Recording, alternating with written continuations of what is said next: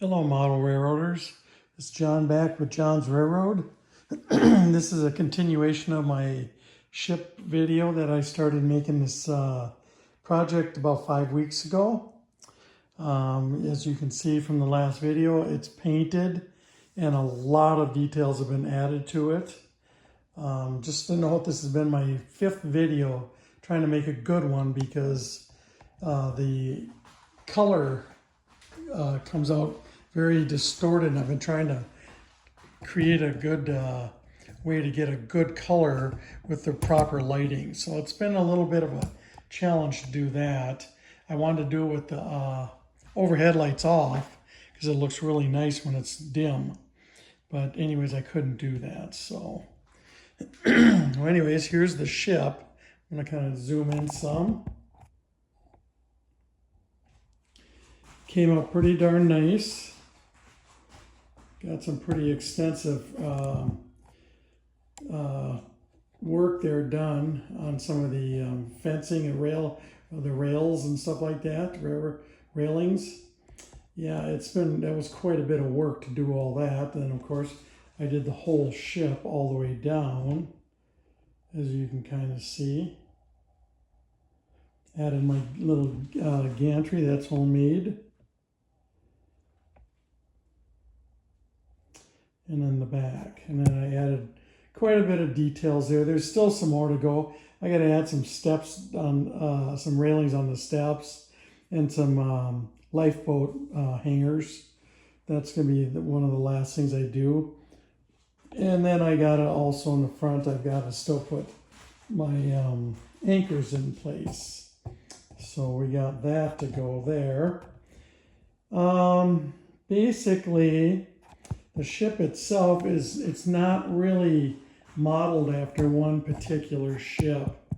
I've taken pictures of many ships, not taken them, I've just looked at many online and kind of came up with my own version of what I wanted it to be.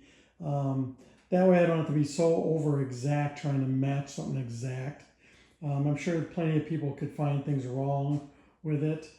It looks pretty nice. I'm very proud of what I did here, the work I did.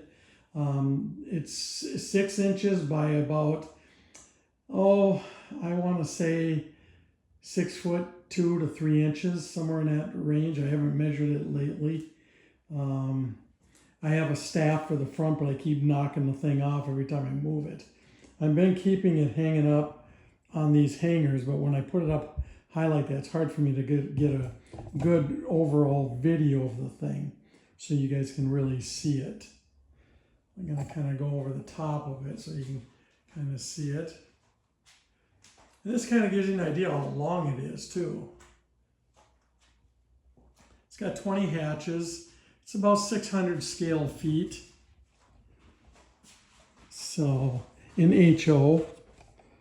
And again, I'm not really positive what all I'm going to do with it yet at this point. It could go on my layout. It might not. I'm not sure. There's nowhere really in my house I can put it. I don't think my wife would probably let me put it up in our living room over the TV or nothing like that. It's kind of big. But I thought it might make a nice display over the headboard in our guest bedroom. Just don't want no one messing with it. It is very fragile. I think to ship it, if someone bought it from me, I don't know how I would ship it. I think I'd have to insist somebody picks it up. I've got a box it fits in that the hull came in, and it's a real thick box, but I'd have to take a lot of this. I'd have to take all the top stuff off just to even be able to ship it. So I don't know if that would ever happen. But anyways, who knows? I never know what I'm going to do with it. I'm currently making another 3D ship, a whole 3D ship, hull and all. And I've been doing some experimenting. You can kind of see what I got here for this one. I'm going to show you a sample. I made a sample hull of a boat.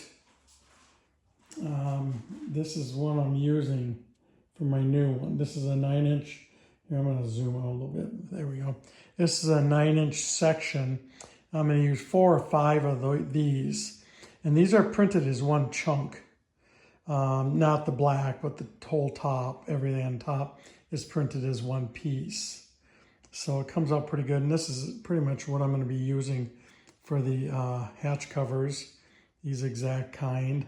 They're different than these. They're different type for different purposes.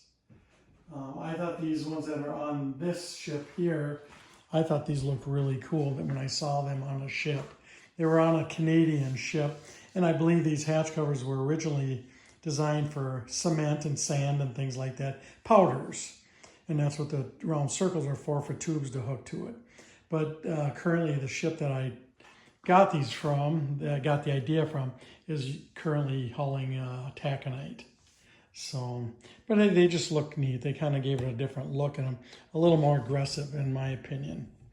So, but yeah, and then the color, I painted it the color of, if you follow my video, I made some other ships in foam years ago, and that this is the same color paint I use for that.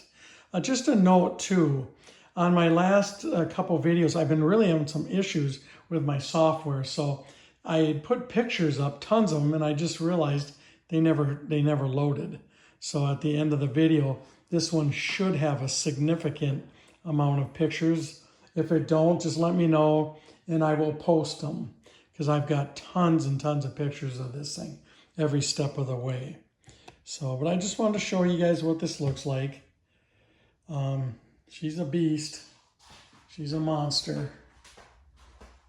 So, but I'm, like I say, I am very proud of the work I did here, and I think it looks every bit as good as a lot of them big commercial boats you see in some of the fancy places where they display boats like this. I mean, probably not quite the detail, but as far as the skill level of building it, this thing is clean, relatively glue free.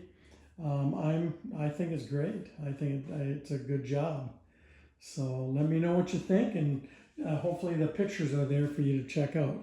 Thanks for watching.